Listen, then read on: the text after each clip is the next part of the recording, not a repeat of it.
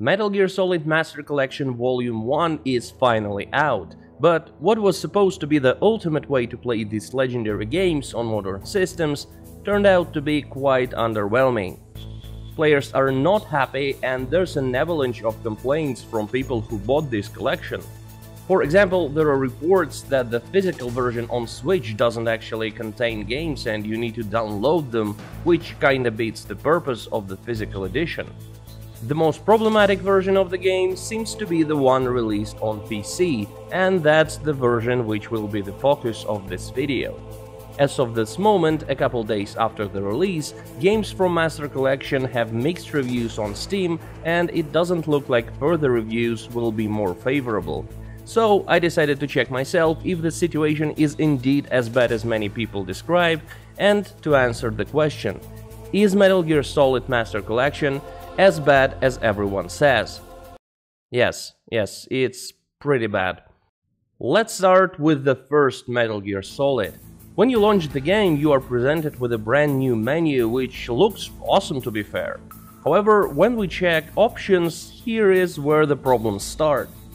In the screen menu, there is no choice for resolution or any other graphical option.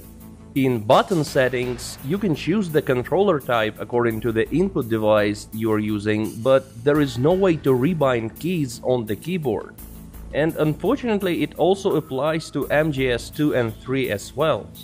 And while we're at it, keyboard controls are just gamepad buttons mapped to a keyboard, that's it. In the first-person view, you can't even use a mouse to look around, it's simply not supported. And I have no logical explanation why Konami mapped buttons to H, E, N, and Tab, especially without the ability to change it. It seems like they've just chosen random keys, hoping that no one will play with the keyboard.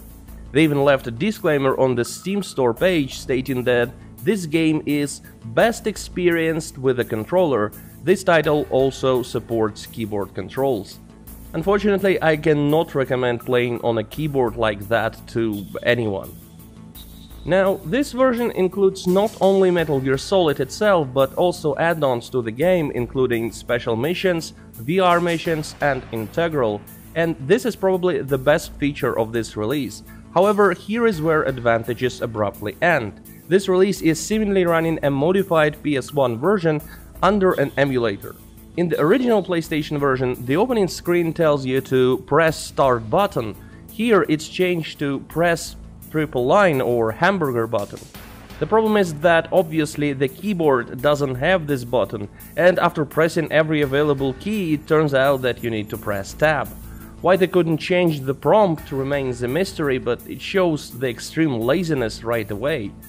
Next, let's check in-game options. In the original version, you were able to choose button mapping type. Here, you can actually remap every action, but only for controller and respective keys. Once again, there is no way to change assigned keys on keyboard. And let's get into the game itself. There are two major problems that are really inexcusable. First one is the frame rate, which is abysmal. Just take a look at the comparison between Master Collection and the emulated PS1 version.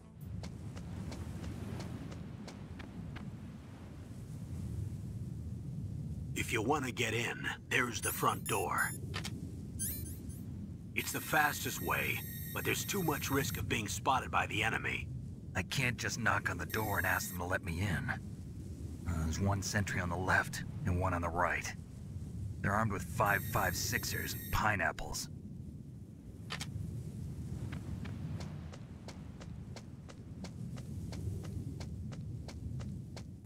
And another problem is that Master Collection has 8-directional D-pad movement mapped to the analog stick instead of proper 360-degree movement, which was presented in the original PS1 release.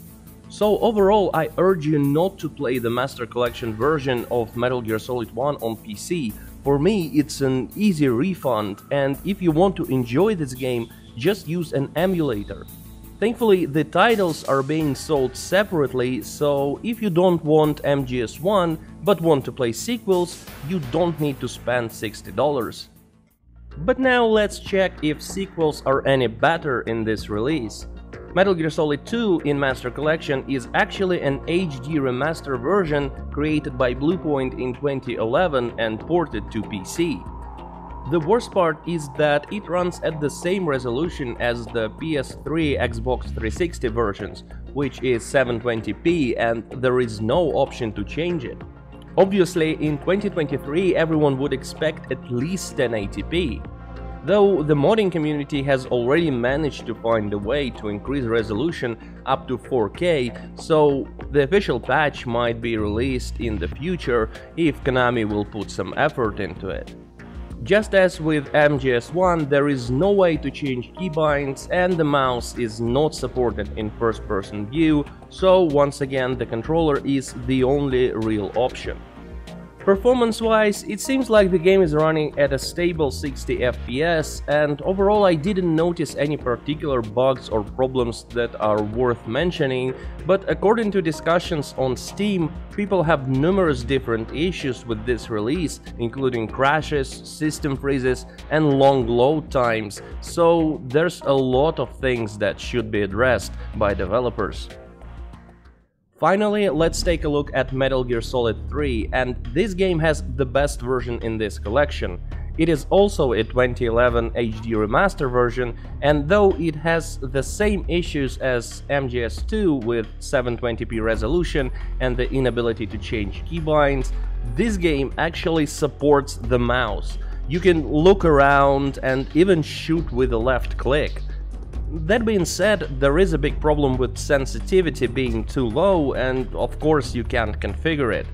But it really is the only game out of 3 that is at least somewhat playable without a controller. The interesting thing about MGS3 is that it appears that texture and model files are easily accessible, so we might expect a lot of improvements from the modding community in the future, and potentially this version may indeed become the best way to play Snake Eater. Also, one important problem that I want to mention is that according to the players, games are not working natively on Steam Deck. Personally, I can't check it as I don't own a Steam Deck, but I feel like it should be a priority fix for Konami as this device becomes more and more popular. Another thing that should be added in the future is cloud saves. None of the games support it at the moment. Overall, there are many things that may be fixed in the future, but the question is whether Konami is ready to commit to actually fixing this release or not. And we need to remember that it's only Volume 1.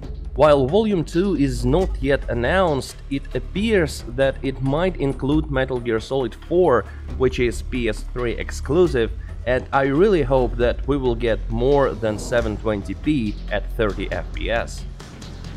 And that's it from me for this video. Let me know your thoughts in the comments section, subscribe to the channel if you like this video, and as always, thank you for watching and have a great day.